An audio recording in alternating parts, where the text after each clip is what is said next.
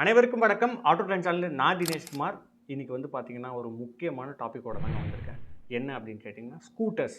அதாவது மார்க்கெட்டில் இப்போ நல்ல செல்லிங்கில் இருக்கிறது வந்து பார்த்தீங்கன்னா, ஸ்கூட்டர்ஸ் தாங்க. பிகாஸ் கியர் பைக்ஸ் கம்பேர் பண்ணும்போது ஸ்கூட்டரோட வால்யூம் ஜாஸ்தியாகவே வித்துட்ருக்கு. அதில் என்ன பிரச்சனை அப்படின்னு கேட்டிங்கன்னா, 2 விதமாக வந்து டீவியேட் ஆயிருக்குங்க. ஒரு பக்கம் வந்து பார்த்தீங்கன்னா, ஐசி இன்ஜின் ஸ்கூட்டர்ஸ், அதாவது பெட்ரோல் ஸ்கூட்டர்ஸ். இன்னொரு பக்கம் இவி ஸ்கூட்டர். ஸோ இந்த 2 விதமாக வந்து பிரிஞ்சிருச்சு. பட் 2மே போட்டி போட்டு மார்க்கெட்டில் வித்துட்டு தான் இருக்குது. அது இல்லாமல் நம்ம எல்லாத்தோட வீட்லேயுமே வந்து பார்த்திங்கன்னா குறைஞ்சது ஒரு ஸ்கூட்டராச்சும் வச்சுருப்போம். பிகாஸ் யங்ஸ்டர்ஸ் நம்மள மாதிரி இருக்கிறவங்களும் ஓட்டலாம், வயசானவங்க ஓட்டலாம், லேடிஸும் ஓட்டலாம். ஸோ ஸ்கூட்டரோட யூசேஜ் வந்து எல்லாத்து வீட்லேயுமே வந்து கண்டிப்பாக தேவைகள் இருக்குது. எல்லாம் யூஸ் பண்ணிட்டு தான் இருக்கோம். இப்போது கரண்ட்டில் நீங்கள் ஸ்கூட்டர் வாங்க போனீங்க அப்படின்னா இந்த 2 விதமான கேள்வி தான் இருக்கும். பெட்ரோல் ஸ்கூட்டர் போனால் லாபமா, இல்லை இவி ஸ்கூட்டர் போயிட்டால் நிறைய காசு மிச்சமாகுமா, இல்லை இவி ஸ்கூட்டருக்கு ரீசேல் வேல்யூ இல்லை, பின்னாடி ஃபியூச்சரில் பேட்டரிக்கு எதாவது செலவு வைக்குமா, இல்லை இது உண்மையாலுமே சேவிங்ஸாக தான் இருக்கா, இதே பெட்ரோல் ஸ்கூட்டர் போயிட்டோன்னா சேஃபாக நம்ம வந்து இருந்துக்கலாமா அப்படிங்கிற வந்து ஒரு கேல்குலேஷன் வந்து கன்ஃபியூஸ் ஆகும். நிறைய பேர் அதான் சஜஷன் பண்ணுவாங்க, நீ இந்த வண்டி வாங்கு, நான் அந்த வண்டி வாங்கு. ஸோ இந்த ரிவ்யூஸில் போகிறது இந்த மாதிரி நிறைய கன்ஃபியூஷன்ஸ் வந்து எல்லாத்துக்குமே இருக்கும் இப்போ கரண்ட்டில் ஸ்கூட்டர் வாங்க போனீங்கன்னா. ஸோ அதுக்கான வீடியோ தான் வந்து இந்த வீடியோ. ஸோ இந்த வீடியோ வந்து ரொம்ப சுவாரஸ்யமாக இருக்க போகுது. ஸோ அதனால் யாரும் ஸ்கிப் பண்ணி பார்க்காதீங்க. ஸோ ஃபுல்லாக பாருங்கள். உள்ளே போகிறதுக்கு முன்னாடி வழக்கமாக கேட்குறதா, நம்ம சேனலுக்கு புதுசாக இருந்தீங்கன்னா சப்ஸ்கிரைப் பண்ணிக்கோங்க. இந்த மாதிரி 2 வீலர் ரிவ்யூன்ல எல்லா கார் எல்லா வேரியன்ஸோட ரிவ்யூ நம்ம சேனலில் வந்து போட்டுட்டு தான் இருக்கும். ஸோ வாங்க வீடியோக்குள்ளே போய் எப்படி இருக்குங்கிறத பார்க்கலாம்.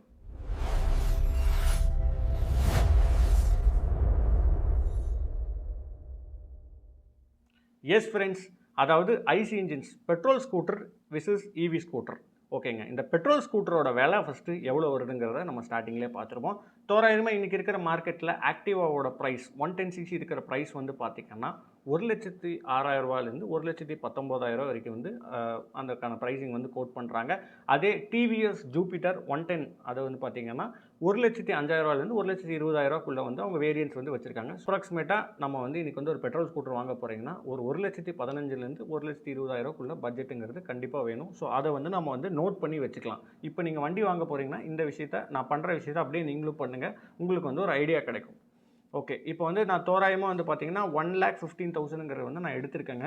இதே இவி ஸ்கூட்டர்ஸ், அதாவது எலக்ட்ரிக்கல் ஸ்கூட்டர்ஸ் வந்து பார்த்தீங்கன்னா ஃபார் எக்ஸாம்பிள் டிவிஎஸ் ஐக்யூபே எடுத்துக்கோங்களேன், 1,36,000 வருது. ஏத்தரோட ரிஸ்டா 1,35,000 40 ஸ்டார்ட் ஆகுது. ஆக்சுவலி 1,60 வரைக்கும் இருக்குது. ஒரு 1,40,000 ஏத்தரோட ரிஸ்டாவே கிடைக்கும்.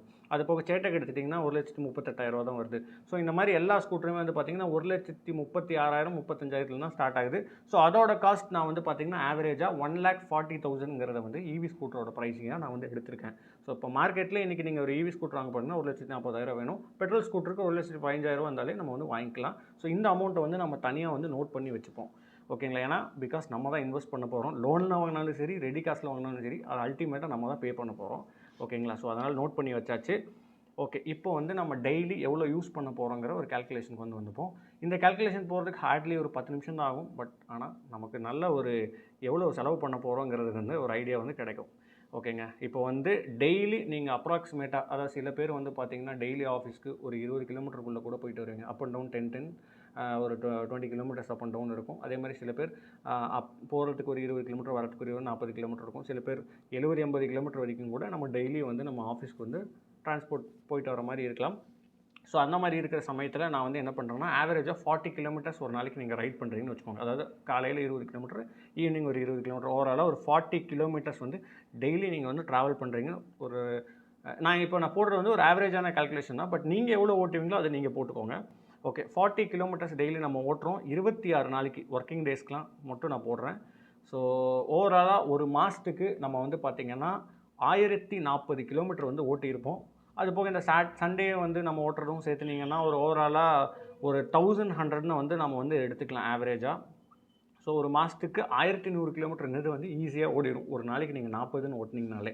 ஓகேங்களா, ஸோ இதை வந்து பார்த்திங்கன்னா ஒரு வருஷத்துக்கு நம்ம எவ்வளோ ஓட்டியிருப்போம் அப்படின்னு பார்த்திங்கன்னா 13,200 கிலோமீட்டர் வந்து ஓட்டியிருப்போம். நான் வந்து ஒரு 3 வருஷத்துக்கு போட போகிறேன். பிகாஸ் நம்ம ஒரு வண்டி வாங்கினா மினிமம் 3 வருஷமாச்சும் யூஸ் பண்ணுவோம். கிட்டத்தட்ட இந்த ஃபார்மேட்டில் தான் யூஸ் பண்ணுவோம். ஸோ அப்படி கேல்குலேட் பண்ணிங்கன்னா நீங்கள் வந்து ஒரு வருஷத்துக்கு 13,200 இன்ட்டு 3 இயர்ஸ்க்கு போட்டிங்கன்னா ஓவராலாக 39,600 கிலோமீட்டர் ஓட்டியிருப்போம். ஸோ ஓவராலாக 40,000 வச்சுக்கலாம். ஏன்னா நான் போட்டதே மினிமம் கேல்குலேஷன் தான். ஓவராலாக ஒரு 40,000 கிலோமீட்டர் நீங்கள் வந்து 3 வருஷத்தில் வந்து ஒரு வண்டி வாங்கி நீங்கள் ஓட்டுறீங்க, பெட்ரோல் வண்டியை.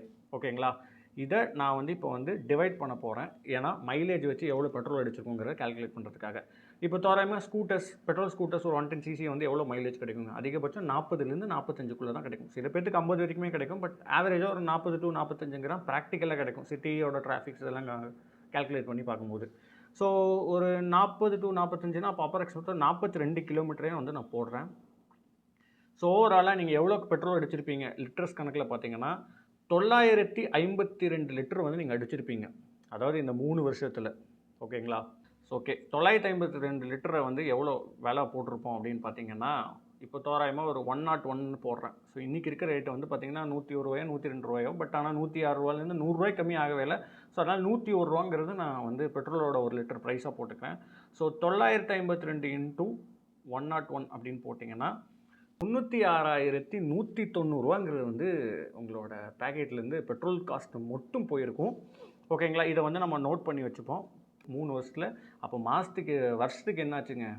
கிட்டத்தட்ட வருஷத்துக்கே நீங்கள் வந்து ஒரு 35,000ங்கிறது சாலிடாக வந்து செலவாகிட்டு தான் இருக்குது. இது போக சர்வீஸ்க்கு வருவோம். இப்போ நார்மலாக பெட்ரோல் ஸ்கூட்டர் வந்து பார்த்திங்கன்னா, இப்போ ஜூபிட்டர்லாம் 2,500லேயே சர்வீஸ் வேணுங்கிறாங்க. இப்போ ஆக்சஸ்லாம் எடுத்துட்டிங்கன்னா 3,000த்தில் விட்டால் போதுங்கிறாங்க. இதுவே ஹோண்டாவில் ஆக்டிவா எடுத்துட்டிங்கன்னா 5,000க்கு விட்டால் போதுங்கிறாங்க. ஸோ அதனால் அப்ராக்சிமேட்டாக நான் என்ன பண்ணுறேன்னா, ஒரு 5,000 கிலோமீட்டருக்கு ஒன் சர்வீஸே வச்சுப்போம். ஹோண்டா தான் அதிகபட்சம் கொடுக்குறாங்க. ஸோ ஹோண்டா மாதிரியே 5,000 கிலோமீட்டர் ஒன் சர்வீஸ்னால் 40,000க்கு 8 டைம் சர்வீஸ் பண்ணியிருப்பீங்க. அதில் ஒரு சர்வீஸ் ஃப்ரீ சர்வீஸ் கூட நம்ம விட்டுருவோம். ஃப்ரீ சர்வீஸ்னால் பார்ட்ஸ்க்கோட காஸ்ட் வாங்கியிருப்பாங்க. ஸோ ஆவரேஜாக 2,000ன்னு போட்டிங்கன்னா 7 சர்வீஸ்க்கு பார்த்திங்கன்னா 14,000ங்கிறது வந்து வருதுங்க. ஸோ ஓவராலாக அப்போ 96 + 14,000 அப்படின்னு போட்டிங்கன்னா, ஸோ ஓவராலாக 1,10,000ங்கிறது நீங்கள் வந்து இந்த 3 வருஷத்தில் செலவு பண்ணக்கூடிய காஸ்ட். ஸோ 1,10,000 3 வருஷத்தில் நீங்கள் ஒரு பெட்ரோல் ஸ்கூட்டர் யூஸ் பண்ணுறீங்கன்னா சர்வீஸ்க்கும் பெட்ரோலுக்கும் மட்டுமே இதை செலவு பண்ணியிருப்பீங்க. இது போக இன்சூரன்ஸ் அது வேறு பார்ட்டு. பிகாஸ் எந்த வண்டி வாங்கினாலும் இன்சூரன்ஸ் பே பண்ண தான் போகிறோம். ஸோ நான் செலவுக்கு மட்டும் வரேன். ஸோ 1,10,000 ஐசி இன்ஜின்ஸ் நீங்கள் டெய்லி 40 கிலோமீட்டர் தான் வண்டி ஓட்டுறீங்க அப்படிங்கிற பட்சத்தில் ஒரு 1,10,000 3 வருஷத்துக்கான எக்ஸ்பென்சிவ்ஸு நம்ம பேக்கெட்லேருந்து போயிட்டு தான் இருக்குது. இந்த மாதிரி அவங்கவுங்களுக்கு எவ்வளோ ஓடி இருக்கீங்கிறத கால்குலேட் வந்து பண்ணிக்கோங்க. ஓகே, இப்போ ஈவியோட கால்குலேஷன்ஸ்க்கு வருவோம். இதே 40 கிலோமீட்டர் நீங்கள் வந்து ஒரு ஈவி ஸ்கூட்டருக்கு வந்து செலவு பண்ணால் எவ்வளோ ஆகும் அப்படிங்கிறத நம்ம வந்து கால்குலேட் பண்ணலாம். ஃபஸ்ட்டு விஷயம் சேம் அதே மாதிரி மாதத்துக்கு 1,100 கிலோமீட்டர் வந்து ஓட்டுறீங்க.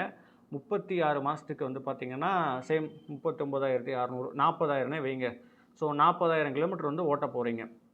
இப்போ இந்த ரேஞ்சுக்கு நீங்கள் டெய்லி ஒரு டைம் உங்கள் வண்டியில் வந்து சார்ஜ் போட்டிங்கன்னா 2 நாள் வரைக்கும் ஓட்டலாம். பட் நீங்கள் டெய்லி அப்பப்போவே கொஞ்சம் ஷார்ட்டாகவே சார்ஜ் போடுறீங்கன்னு வைங்க. எனக்கு தெரிஞ்சு நான் பர்சனலாக ஈவி ஸ்கூட்டர் யூஸ் பண்ணுறதுனால எவ்வளோ பில் வருங்கிறத நான் சொல்கிறேங்க.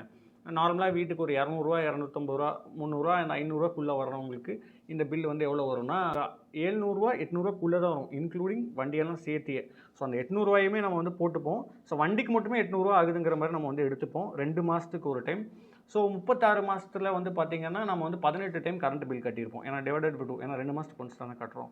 அந்த கணக்குப்படி பார்த்திங்கன்னா 14,400ன்னு வருது. அதை வந்து நம்ம ரவுண்ட் ஆஃபாக வந்து பார்த்திங்கன்னா ஒரு 15,000 எடுத்துப்போம்.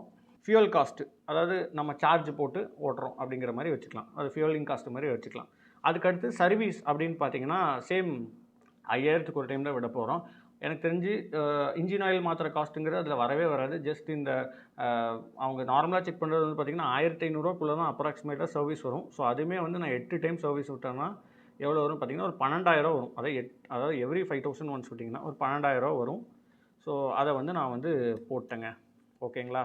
ஸோ ஃபியூலிங் காஸ்ட் 15,000 ஈவிக்கு வந்து வருது. ஸோ 12,000ங்கிறது வந்து பார்த்திங்கன்னா சர்வீஸ்க்கு வருது. ஓவராலாக 27,000ங்கிறது வந்து பார்த்திங்கன்னா 3 வருஷத்துக்கான செலவு செய்கிற காஸ்ட்டு. ஸோ ஐசி இன்ஜின்ஸில் எவ்வளோ வந்துச்சு அப்படின்னு பார்த்தீங்கன்னா ஓவராலாக சர்வீஸ் ப்ளஸ் பெட்ரோல் எல்லாமே சேர்த்து 1,10,000 வந்துச்சு. இது ஓவராலாக 27,000 தான் வந்துச்சு. ஸோ இதுக்கும் எவ்வளோ டிஃப்ரெண்ட் அப்படிங்கிறத வந்து பார்த்துடலாங்க. ஸோ இந்த 1,10ல் 27 மைனஸ் பண்ணோன்னு வைங்களேன், 83,000 வந்து டிஃபரன்ஸ் வந்து வருது. ஸோ 83,000ங்கிறது சின்ன அமௌண்ட் கிடையாது, கண்டிப்பாக ரொம்ப பெரிய அமௌண்ட்டு. ஸோ இது வந்து பார்த்திங்கன்னா இதோட நிற்க போகிறதில்ல. ஸோ வண்டியோட காஸ்ட்டோட நம்ம வந்து கால்குலேட் பண்ணி பார்ப்போம். ஏன்னா வண்டியிலேயே பார்த்திங்கன்னா ஆல்ரெடி 1,15,000க்கே வந்து பார்த்திங்கன்னா நம்மளால் வந்து ஐசி இன்ஜின்ஸ் வந்து வாங்கிக்க முடியும். பட் 1,36,000ல் தான் வந்து பார்த்திங்கன்னா நம்மளால் ஈவி ஸ்கூட்டர் வந்து வாங்க முடியும். ஸோ இதுதான் மேஜரான டிஃப்ரென்ஸு. ஸோ அதில் வந்து பார்த்திங்கன்னா ஆல்ரெடி வந்து 20,000 இருக்குது. ஸோ அதையும் மைனஸ் பண்ணிங்கன்னா 83ல் வந்து 20,000 மைனஸ் பண்ணிடுவோம். ஸோ ஓவராலாக 63,000 எக்ஸாக்டாக சொல்லணும்னா வண்டி காஸ்ட்டெல்லாம் சேர்த்து நம்ம பார்க்கும்போது ஓவராலாக 63,000 தான் நம்மளால் மிச்சம் பண்ணியிருக்க முடியும். ஏன்னா ஆரம்பத்துலேயே நம்ம 20,000 சேர்த்து கொடுத்து தான் ஈவி எடுக்கிறங்கிறங்காட்டி. ஸோ 63,000 மிச்சம் பண்ணிட்டோமே அப்படின்னு நினச்சிங்கன்னா இங்கே தான் வந்து பிரச்சனையே இருக்குது. பிகாஸ் ஒரு ஈவி வண்டி எடுக்கிறீங்க, அதோட பேட்டரி ஃபெயிலியர் ஆகிடுச்சு, அது வாரண்ட்டி பீரியட் தாண்டிடுச்சு அப்படின்னா தான் வந்து உண்மையான பிரச்சனையே வந்து வருது. ஏன்னா ஒரு பேட்டரியோட காஸ்ட் எவ்வளோ வருது அப்படின்னு பார்த்தீங்கன்னா, ஃபார் எக்ஸாம்பிள் சேம் நம்ம டிவிஎஸ் ஐக்யூபே எடுத்துப்போம். 3.5 கிலோவாட் அப்படிங்கிற பேட்டரி வந்து பார்த்திங்கன்னா 70,000 வந்து வருதுங்க. சேம் நம்ம சேட்டக்லேயும் 3 கிலோவாட் வந்து பார்த்திங்கன்னா 63,000 என்னமோ வருது. ஏத்தர்லேயுமே வந்து 75,000 என்னமோ வருது. ஸோ ஓவராலாக 70,000 வருது. பட் நம்ம மிச்சம் பண்ணதே 63,000 தான். ஸோ அப்படி பார்க்கும்போது பேட்டரிக்கான காஸ்ட் வந்து சரியாக போயிடுச்சு அப்படின்னு நம்ம நினைக்கக்கூடாது. பிகாஸ் ஸ்டாண்டர்டாக என்ன பண்ணுறாங்க ஈவி இந்த இடத்துல தான் வந்து பார்த்திங்கன்னா 3 வருஷம் இல்லைனா 50,000ங்கிறது எல்லா பிராண்ட்லேயும் வந்து ஸ்டாண்டர்டாக வாரண்ட்டி கொடுக்க ஆரம்பிச்சிட்டாங்க. ஏன் இதை விட ஜாஸ்தியாக கூட வாரண்ட்டி கொடுக்குறாங்க. பட் பேசிக்காக 3 இயர்ஸ் ஆர் 50,000ங்கிற மாதிரி கொடுக்குறாங்க. நீங்கள் நல்லா இந்த மாதிரி டெய்லி ரன் பண்ணுறீங்க, அதே சமயத்தில் என்ன கொஞ்சம் கான்சியஸாக 3 வருஷத்துக்குள்ளேயே வந்து பேட்டரி ட்ரெயின் வந்து எப்படி ஆகுதுங்கிறத பார்த்துட்டு, ஓகே பேட்டரியில் வந்து கொஞ்சம் ரேஞ்ச் கம்மியாகிறமா இருந்தால் நீங்கள் வாரண்டியில் போய் மாற்றி கொடுங்க அப்படின்னு சொன்னீங்கன்னா நீங்கள் மாற்றி கொடுத்துருவாங்க. அந்த டைமில் நீங்கள் பேட்டரி கரெக்டாக வாரண்டிக்குள்ளேயே ஃப்ரீ ஆஃப் காஸ்ட்டில் மாற்றிட்டீங்க. ஆனால் அதுக்கு ஒரு 20 நாள் எடுத்துப்பாங்க. பட் ஆனால் அதை நீங்கள் மாற்றிட்டீங்க அப்படிங்கிற பட்சத்தில் இன்னும் மறுபடியும் ஒரு 30,000 40,000க்கு வந்து அந்த பேட்டரி வந்து நல்லாவே தாங்கும். ஆவரேஜாக எனக்கு தெரிஞ்சு 50,000 வரைக்குமே பேட்டரி தாங்கின வண்டிகள்லாம் இருக்குது. ஏன்னா நம்மளோட சேனல்லே வந்து பார்த்திங்கன்னா ஏத்தர் வந்து 1,20,000 ஓடி இருந்துச்சு. அதில் ஒரே டைம் தான் ஒரு பேட்டரி மாற்றிருந்தார். அது 70,000 தான் மாற்றிருந்தார். ஸோ 70,000 வரைக்குமே வந்து டியூரபிலிட்டி வந்து நல்லாவே இருக்குது. அவர் இதுக்கும் ஃபாஸ்ட் சார்ஜிங்லாம் யூஸ் பண்ணியிருந்தார். ஃபாஸ்ட் சார்ஜிங் இல்லாத வண்டியுமே வந்து பார்த்திங்கன்னா 50,000 70,000ங்கிறது கேரண்டியாக வந்து ஓடுங்கிறத வந்து நம்ம வந்து எடுத்துக்கலாம். ஸோ அந்த மாதிரி நீங்கள் கரெக்டாக வாரண்டியில் பேட்டரி மாற்றிட்டீங்க அப்படிங்கிற பட்சத்தில் ஈவி ஸ்கூட்டர் வந்து உங்களுக்கு வந்து கண்டிப்பாக இந்த காசு அந்த 63,000 மிச்சம். அதுக்கு அடுத்த மறுபடியும் 3 வருஷம் 2 வருஷம் ஓட்டுறீங்கன்னா அதில் ஒரு 50,000 60,000ங்கிறது கண்டிப்பாக மிச்சம் தான் ஆகும். பட் இது எங்கே அடி வாங்கும் அப்படின்னு கேட்டிங்கன்னா, ஐசி இன்ஜின்ஸ் அதாவது பெட்ரோல் ஸ்கூட்டர்ஸ்க்குலாம் வந்து பார்த்திங்கன்னா ரீசேல் வேல்யூ வந்து இப்போதைக்கு மார்க்கெட்டில் நல்லா இருக்குங்க. அதாவது ஈவியை கம்பேர் பண்ணும்போது. இது ஈவி வந்து பெரும்பாலும் நம்ம வந்து யூஸ்டு மார்க்கெட்டில் வந்து பெருசாக பார்க்குறது இல்லை. பட் வந்தாலுமே ரொம்ப சீப் ப்ரைஸ் மாதிரி தான் போகுதுங்கிற மாதிரி கரண்ட்டில் ஸ்டேட்டஸ் வந்து அப்படி தான் இருக்குது. ஸோ ஈவிக்கு வந்து பார்த்திங்கன்னா ரீசேல் வேல்யூங்கிறது கண்டிப்பாக கிடையாது இப்போதைக்கு இருக்கிற மார்க்கெட் சுச்சுவேஷன்ஸில். ஸோ இந்த அளவுக்கு வந்து பார்த்திங்கன்னா ரீசேல் வேல்யூவில் வந்து வித்தியாசங்கள் வந்து இருக்குது. ஸோ பெட்ரோல் வண்டிக்கும் ஈவிக்கும். ஓகே, இப்போ வந்து சம்மரிக்கு வந்துடுவோம். யார் என்ன வண்டி வாங்கலாம், அதாவது பெட்ரோல் வண்டி யார் வாங்கினா லாபம், ஈவி வண்டி யார் வாங்கினா லாபம் அப்படிங்கிறது வந்து நம்ம வந்து சம்மரிக்கு வந்துடுவோம். பெட்ரோல் ஸ்கூட்டர் சூஸ் பண்ணுறவங்க யாராக இருக்கலாம்னா பார்த்தீங்கன்னா, நீங்கள் கிலோமீட்டரே வந்து ஓட்ட மாட்டீங்க, ரொம்ப கம்மியாக தான் ஓட்டுவீங்க அப்படிங்கிறவங்க தாராளமாக வந்து நீங்கள் பெட்ரோல் ஸ்கூட்டரே போயிருங்க. பிகாஸ் அதோட காஸ்ட் நீங்கள் வாங்கும் போதே 20,000 ஈவி விட கம்மி. அந்த இப்போ 20,000க்கு நீங்கள் பெட்ரோல் போட்டிங்கனாலே எனக்கு தெரிஞ்சு தோராயமாக ஒரு 1.5 வருஷத்துக்கு பெட்ரோல் போட்டுடலாம். மாதத்துக்கு ஒரு 2,000 போட்டிங்கன்னா கூட அந்த 20,000ங்கிறது ஒரு 10 மாதத்துக்கு நீங்கள் முழுசாக பெட்ரோல் போடலாம். ஸோ 1 இயர் வரைக்குமே நீங்கள் வந்து லாபமாக ஓட்டிக்கலாம். ஸோ அதுக்கப்புறமும் நீங்கள் மினிமம் தான் ஓட்ட போகிறீங்கன்னா பெரிய லெவலில் உங்களுக்கு எந்த இடத்துலையும் நஷ்டம் வராது. ஸோ பெட்ரோல் ஸ்கூட்டர் நஷ்டம்னு நான் சொல்லவே கிடையாது. பட் ஆனால் கம்மியான யூஸ் பண்ணுறவங்களுக்கு நஷ்டமாக இருக்காது. இதுவே நீங்கள் பெட்ரோல் ஸ்கூட்டர் வாங்கிட்டு நிறையா ஓட்டுறீங்க அப்படிங்கிற பட்சத்தில் நான் சொன்ன மாதிரி ஆவரேஜாக ஒரு நாளைக்கு 40 கிலோமீட்டர் ஓட்ட போகிறீங்கனாலே 1,10,000ங்கிறது சர்வீஸ் காஸ்ட்டோடு சேர்ந்து நம்ம பேக்கெட்லேருந்து அந்த அமௌண்ட் வந்து ஆக்சுவலி கண்டிப்பாக போகும். ஸோ அதனால் நீங்கள் கிலோமீட்டர் நிறையா ஓட்டுறீங்க அப்படின்னா நீங்கள் ஈவி ஸ்கூட்டர்ஸ் போய்க்கலாம். பிகாஸ் அவங்க கொடுக்குற வாரண்டி பீரியட்குள்ளேயே அந்த கிலோமீட்டர்லாம் அச்சீவ் பண்ணிட்டு பேட்டரிலாம் மாற்றுறீங்கன்னா மிகப்பெரிய விஷயம். அது உங்களுக்கு அவ்வளோ லாபகரமாக இருக்கும். ஏன்னா அந்த 1,10,000 நம்ம கால்குலேட் பண்ணி பார்க்கும்போது 63,000ங்கிறது சராசரியாக மிச்சமாகிற மாதிரி இருந்துச்சு. வருஷத்துக்கு 20,000ங்கிறது நமக்கு வந்து மிச்சம் பண்ணி கொடுக்குதுங்கும்போது மாதத்துக்கு 2,000 மிச்சம் பண்ணி கொடுக்குது. ஸோ அதனால் உங்களோட எக்ஸ்பென்சிவ் நல்லாவே கண்ட்ரோல் ஆகும். ஸோ அதனால் உங்களுக்கு பெரிய லெவலில் செலவு வந்து ஈவியில் வந்து இருக்காது. இதே நீங்கள் கம்மியாக தான் ஓட்டுறீங்கன்னா நீங்கள் தாராளமாக வந்து நீங்கள் வந்து பெட்ரோல் ஸ்கூட்டர்ஸ் வந்து போய்க்கலாம். இதை தாண்டி அப்பப்போ சில பேர் கேட்கலாம், லாங்குக்கு வந்து பெட்ரோல் ஸ்கூட்டர் தானே கரெக்டு, ஈவி ஸ்கூட்டர்லாம் வேஸ்ட்டு அப்படிங்கிற மாதிரி சில பேர் நீங்கள் நினைக்கலாம். பட் ஆனால் ரியாலிட்டியில் யோசிச்சு பாருங்கள், அதிகபட்சம் நம்மளால் ஸ்கூட்டரில் ஒரு நாளைக்கு 80 கிலோமீட்டர் தான் வந்து ட்ராவல் பண்ண முடியும். அந்த வண்டியோட கம்ஃபர்ட்டும் அவ்வளோதான் இருக்கும். இன்னொன்று அந்த வண்டியுமே வந்து பார்த்திங்கன்னா சிட்டி ஃபோக்கஸ்டு யூஸிங்காக வச்ச வண்டி தான் வந்து ஸ்கூட்டரு. அதில் லாங் ரைடுங்கிறது அக்கேஷனலாக எப்போயாவது எடுக்கலாம். 2 மாதம் 3 மாதத்துக்கு ஒரு டைம். மேக்ஸிமம் ஒரு 150 கிலோமீட்டர் நீங்கள் எடுத்திங்கனாலே ஸ்கூட்டர்ஸில் சீக்கிரமாக டயர்ட் ஆயிரும். ஸோ அவ்வளோ ட்ராவலுக்கு வந்து ஸ்கூட்டிங்கிறது வந்து ஒத்து வராதுங்கிற என்னோட கருத்தாக இருக்குது. ஸோ அதே ஈவி ஸ்கூட்டர்னு எடுத்திங்கன்னா எனக்கு தெரிஞ்சு 40 கிலோமீட்டர் நீங்கள் ஓட்ட போகிறீங்க. பட் ஆனால் ஒரு சார்ஜ் போட்டிங்கன்னா நான் சொன்ன 3.5 கிலோவாட் அந்த 1,40,000க்கு எல்லா வண்டியும் பார்த்திங்கன்னா பெரும்பாலும் வண்டி 3 கிலோவாட்டுக்கு மேலே தான். ஸோ அதனால் நார்மலாக பார்த்திங்கன்னா அதாவது 100 கிலோமீட்டருங்க சிங்கிள்ஸில் வந்து நமக்கு கிடைக்கும். டபுள்ஸுங்கும் போது 80 கிலோமீட்டருங்க ரேஞ்ச் வந்து தாராளமாக கிடைக்கும். பட் நம்ம அதில் பாதி ஓட்டுற மாதிரி கால்குலேஷன் தான் வந்து போட்டுருணும். 40 கிலோமீட்டர் ஓட்டினா என்ன மிச்சமாகுங்கிற மாதிரி தான் போட்டுருணும். ஸோ நீங்கள் அந்த வண்டி எடுத்து ஒரு 80 கிலோமீட்டருங்க வரைக்கும் நீங்கள் தாராளமாக யூஸ் பண்ணிக்கலாம். அதுக்கு மேலே ஈவி ஸ்கூட்டர்லையுமே லாங் போகலாமா அப்படின்னு கேட்டிங்கன்னா கண்டிப்பாக போகலாம். ஏத்தர் மாதிரி இருக்கிற பிராண்ட் எடுத்திங்கன்னா, பிகாஸ் அவங்க வந்து சார்ஜிங் நெட்வொர்க் ஃபுல்லாக டெவலப் பண்ணி வச்சுருக்காங்க. So so every 30 kilometres once அவங்க சார்ஜிங் ஸ்டேஷன் இப்போதைக்கு ஃபிக்ஸ் பண்ணி வச்சுருக்காங்க. ஸோ நீங்கள் ஃபாஸ்ட் சார்ஜிங் போட்டிங்கன்னா ஒரு 25 நிமிஷத்துலேருந்து 30 நிமிஷத்துக்குள்ளே தாராளமாக அந்த சார்ஜ் வந்து டாப் அப் ஆகிடும். ஏன்னா நம்ம போடும்போது 0லேருந்து போட மாட்டோம். எப்படியே 20 to 30% இருந்து போட்டிங்கன்னா ஒரு 20 நிமிஷம் போதும் அந்த வண்டி சார்ஜ் ஃபில் ஆக. ஸோ அதுக்கடுத்து நீங்கள் கண்டினியூ ஒரு 80 கிலோமீட்டர் வரைக்கும் நீங்கள் ஓட்டிக்கலாம். ஸோ அந்த மாதிரி ஈவிலையுமே கூட சார்ஜிங் நெட்வொர்க் வந்து நல்லாவே டெவலப் பண்ணி இன்றைக்கி ரேஞ்சுக்கு நல்லாவே டெவலப் பண்ணி தான் இருக்காங்க இன்னுமே கரண்ட்டில். அதே மாதிரி பெட்ரோல் ஸ்கூட்டருங்கிறது நீங்கள் பயப்படாமல் எப்போ வேணால் பெட்ரோல் போட்டு எடுத்து ஓட்டலாம். ஸோ இதுதாங்க வித்தியாசம். நீங்கள் கம்மியாக ஓட்ட போகிறீங்கன்னா பெட்ரோல் ஸ்கூட்டர் போயிட்டிங்கன்னா உங்களுக்கு நஷ்டம் பெரிய லெவலில் இருக்காது. அதிகமாக ஓட்டுறீங்கன்னா மட்டும்தான் பெட்ரோல் ஸ்கூட்டரில் வந்து உங்களுக்கு வந்து லாபகரமாக இருக்காது. இதே ஈவி வாங்கி நீங்கள் நிறையா ஓட்டுறீங்கன்னா கண்டிப்பாக லாபகரமாக தான் இருக்கும். ஸோ உங்களோட கருத்துக்கள் என்னங்கிறது மறக்காமல் கமெண்ட் செக்ஷன் சொல்லுங்கள். நீங்கள் என்ன வண்டி யூஸ் பண்ணுறீங்க? ஐசி பெஸ்ட்டா இல்லை ஈவி பெஸ்ட்டாங்கிறத நீங்களே கீழே கமெண்ட் செக்ஷனில் பகிர்ந்துக்கோங்க. ஸோ இந்த வீடியோ வந்து ஹோப்ஃபுல்லி எல்லாத்துக்கும் யூஸ்ஃபுல்லாக இருந்திருக்கும்னு நினைக்கிறேன். இந்த கால்குலேஷன் அட்லீஸ்ட் நீங்கள் வண்டி வாங்குறதுக்கு முன்னாடி ஒரு 10 நிமிஷம் தான் தேவைப்படும். சும்மா போட்டு பாருங்கள். போட்டு பார்த்தீங்கன்னா உங்களுக்கு ஒரு கிளாரிட்டி கிடைக்குங்கிறது என்னோட கருத்தாக இருக்குது. ஸோ மேலும் அடுத்து இதே மாதிரி ஒரு யூஸ்ஃபுல்லான கண்டென்ட்டில் வந்து சந்திக்கிறேன். நன்றி, வணக்கம்.